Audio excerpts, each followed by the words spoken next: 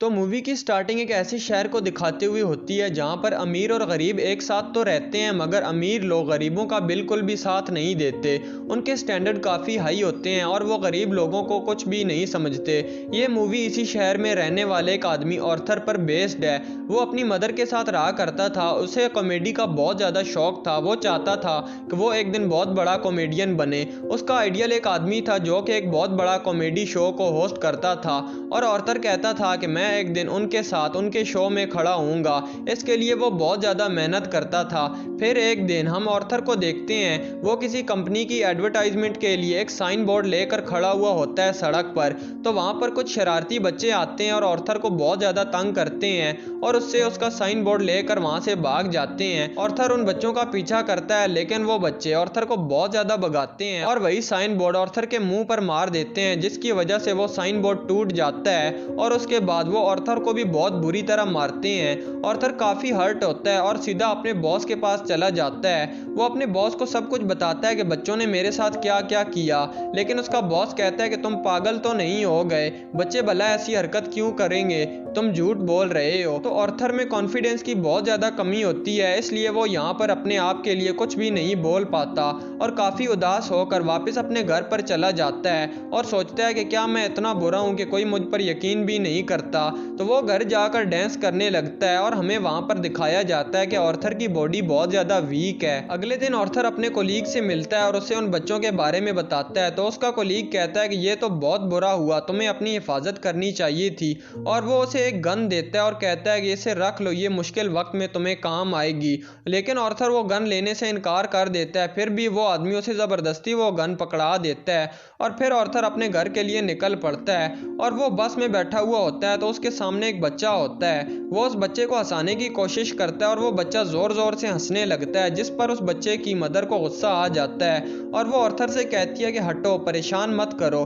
लेकिन इस बात पर ऑर्थर बहुत ही ज़ोर ज़ोर से हंसने लगता है। तो यहाँ पर हमें पता चलता है कि ऑर्थर को कोई सीरियस साइकोलॉजिकल इशू है और वो अपनी हंसी को कंट्रोल नहीं कर पाता, उसे कहीं पर भी हंसी आ जाती है। वो बस में बैठी लेडी को एक कार्ड देता है जिसमें उसकी डिजीज़ के बारे में सब कुछ लिखा हुआ होता है। फिर वो अपने घर आता है और अपनी दवाई लेने लगता है। हालांकि वो गरीब था और ये दवाई काफ़ी एक्सपेंसिव भी थी, लेकिन वो गवर्नमेंट के बनाए हुए मेडिकल सेंटर से ये दवाई बिल्कुल फ्री लिया करता था।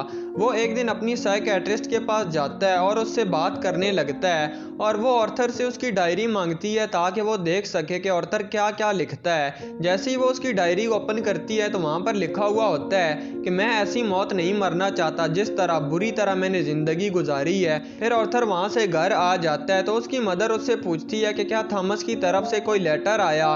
तो ऑर्थर कहता है कि नहीं, आज भी नहीं आया। और थॉमस इस मूवी में बहुत ही ज़्यादा रिच बिजनेसमैन दिखाया गया है और लोग उससे बहुत ज़्यादा डरते हैं। तो ऑर्थर की माँ कहती है कि अगर थॉमस को हमारी इस हालत के बारे में पता चलेगा तो वो हमारी हेल्प ज़रूर करेगा।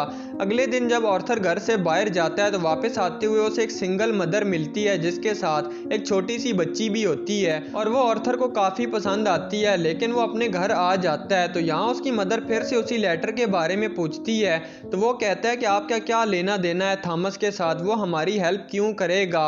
अगले दिन हम देखते हैं कि वो सिंगल लड़की ऑर्थर के घर पर आ जाती है और वो उससे कहती है कि मैं कुछ टाइम से नोट कर रही हूँ कि तुम मेरा पीछा करते हो। तो ऑर्थर कहता है कि हाँ, तुम मुझे अच्छी लगती हो इसीलिए मैंने तुम्हारा पीछा किया। तो इस पर वो लड़की हंसने लगती है और उन दोनों में काफ़ी अच्छी दोस्ती हो जाती है। ऑर्थर को एक जगह से जॉब की ऑफर आती है, वो एक चिल्ड्रन हॉस्पिटल होता है और जब ऑर्थर वहाँ पर डांस कर रहा होता है तो उसकी पॉकेट से वही गन बाहर आकर गिर जाती है। तो सब बच्चे डर जाते हैं और स्टाफ भी हैरान होता है कि इसके पास आखिर गन क्या कर रही है, और ये बात फैलती है और ऑर्थर को इस जॉब से भी निकाल दिया जाता है। और वो अपने बॉस को कॉल करता है और कहता है कि ये तो सिर्फ एक टॉय गन है जो कि मेरी एक्टिंग का हिस्सा है, ये असली गन नहीं थी। ऑर्थर का बॉस कहता है कि मुझसे झूठ मत बोलो, मुझे तुम्हारे कुलीग ने सब कुछ बता दिया है कि तुमने खुद उससे ये गन ली थी। और ऑर्थर का दिल फिर से टूट जाता है। वो सोचता है कि मेरे कुलीग ने तो खुद मुझे ये गन दी थी, मैंने तो नहीं मांगी थी।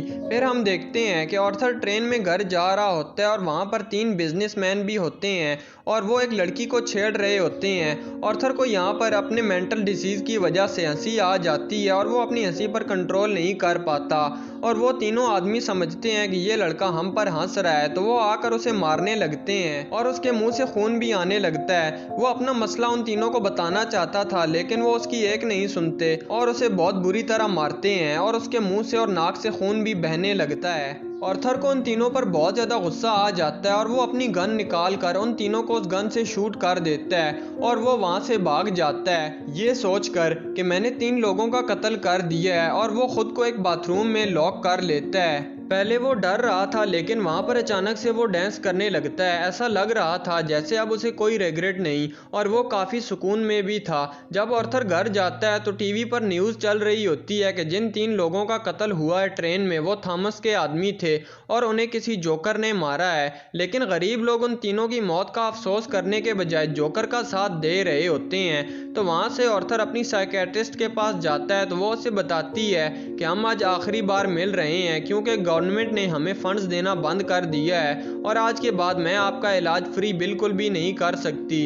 आर्थर दोबारा से काफ़ी उदास हो जाता है और वो वहाँ से बाहर आ जाता है। फिर हम आर्थर को देखते हैं जो कि एक कॉमेडी शो में लोगों को हंसाने की कोशिश कर रहा होता है, लेकिन वो नहीं कर पाता ऐसा। तो आर्थर को परेशानी की वजह से काफ़ी ज़ोर ज़ोर से हंसी आने लगती है, जिसकी वजह से उसका शो ख़राब हो जाता है और वो वहाँ से चला जाता है। घर जाकर उसकी माँ कहती है कि बेटा, ये लेटर तुम थॉमस को पोस्ट कर देना। आर्थर जब वो लेटर खोल कर पढ़ता है तो उसे अपनी आंखों पर यकीन नहीं होता और वो अपनी मदर से कहता है कि आपने मुझसे इतना सब कुछ क्यों छिपाया।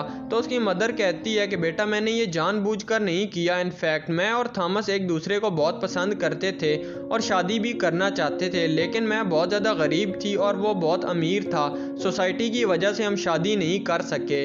आर्थर अपने बाप से मिलने के लिए निकल पड़ता है और वो जैसे ही थॉमस के घर के बाहर पहुंचता है तो गेट पर थॉमस का अपना बेटा खड़ा हुआ होता है। आर्थर उसके सामने बच्चों वाली हरकतें करने लगता है और उसे भी हंसाने की कोशिश करता है, लेकिन वहाँ पर थॉमस का आदमी आ जाता है और बच्चे से कहता है कि स्ट्रेंजर्स से बात नहीं करते और आर्थर को वहाँ से जाने के लिए कहता है, लेकिन आर्थर कहता है कि मैं सच्चाई से पर्दा हटाकर ही जाऊँगा।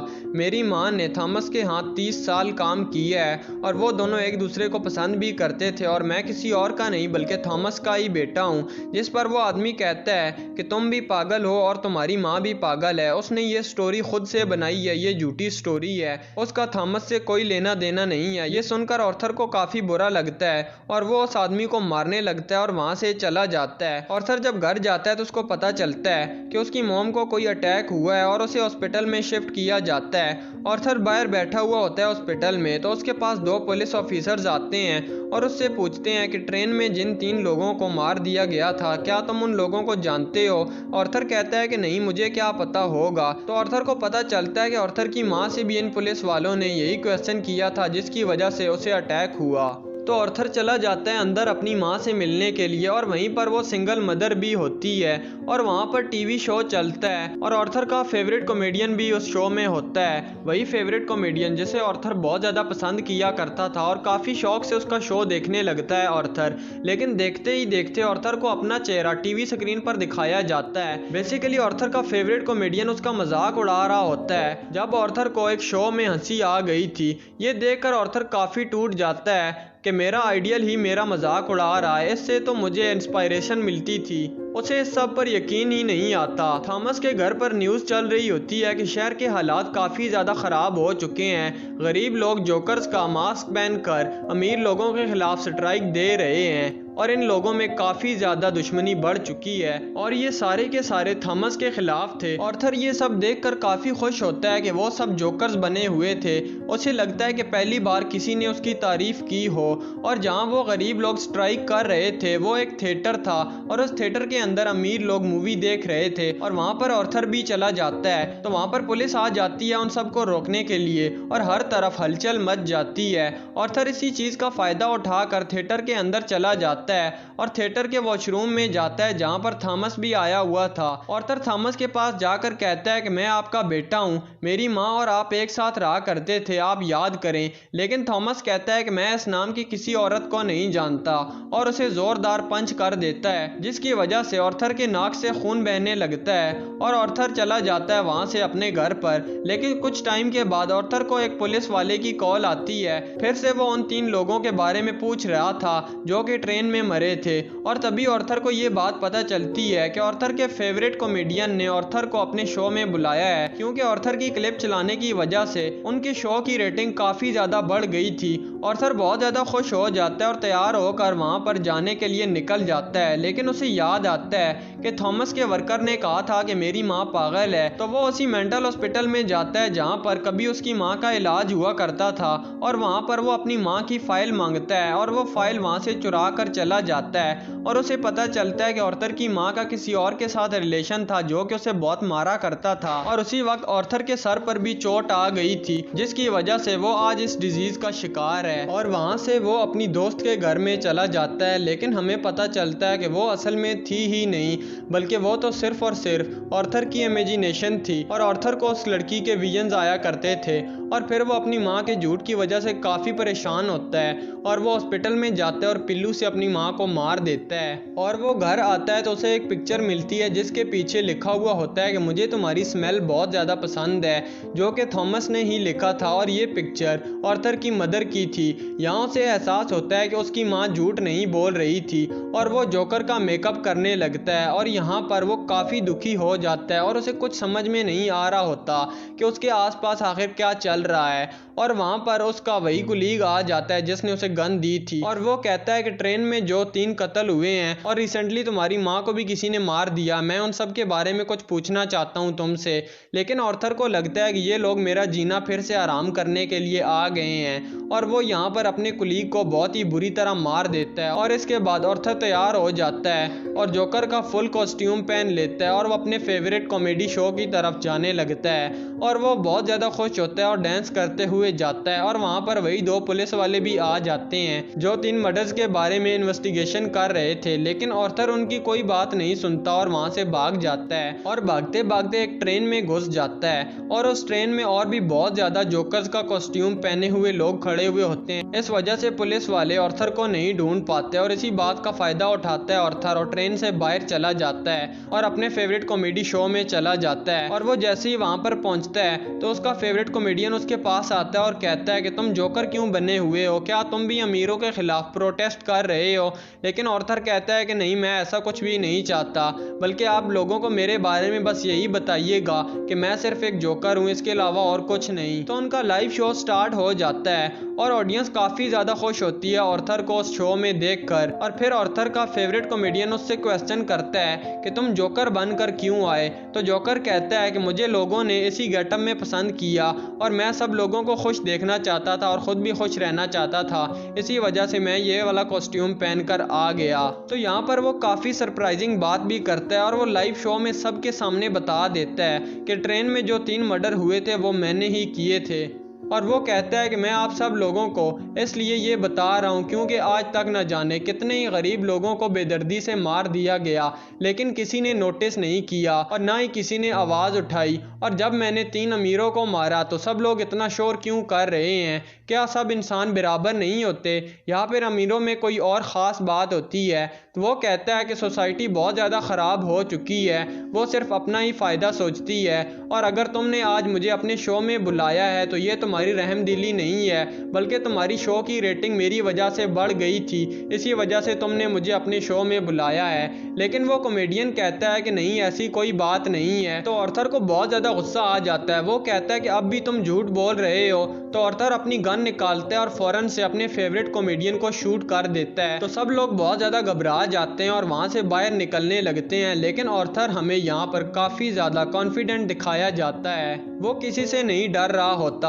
और इस बात पर पुलिस आकर उसे अरेस्ट कर लेती है और उसे जेल में ले जाने के लिए बाहर ले जाती है पुलिस। तो रास्ते में ऑर्थर देखता है कि उसके बहुत ज़्यादा सपोर्टर्स हैं जो कि उसे सपोर्ट कर रहे हैं, और कुछ लोग एम्बुलेंस में बैठकर पुलिस कार को टक्कर मार देते हैं और पुलिस की कार उलट जाती है और जोकर को वो लोग बाहर निकाल लेते हैं और जोकर कार पर खड़ा हो जाता है। और सब लोग उसको बहुत ज़्यादा पसंद कर रहे थे, लेकिन जोकर के मुंह और नाक से खून आ रहा होता है और वो उसी खून से अपनी स्माइल बना लेता है और ज़ोर ज़ोर से हंसने लगता है। ये एक ऐसी स्माइल थी जिसके पीछे गम, तकलीफ और दुख छुपा हुआ था और वो उन सब का हीरो बन गया था और वो यहाँ पर काफ़ी ज़्यादा खुश था क्योंकि फाइनली लोगों ने उसकी तारीफ की थी। तो दूसरी तरफ हम देखते हैं कि थॉमस अपनी वाइफ और अपने बच्चे को लेकर ये शहर छोड़कर जा रहा होता है, लेकिन वहीं पर रोड की साइड पर एक जोकर खड़ा हुआ होता है जो कि थॉमस और उसकी वाइफ को मार देता है, लेकिन वो उसके बच्चे को कुछ भी नहीं कहता। फिर हमें ऑर्थर दिखाया जाता है जो कि एक साइकियाट्रिस्ट के पास होता है और वो हंस रहा होता है। तो वो लेडी उससे पूछती है कि तुम बिला वजह क्यों हंसते रहते हो। तो जोकर कहता है कि आप इस फीलिंग को कभी नहीं समझ पाएंगे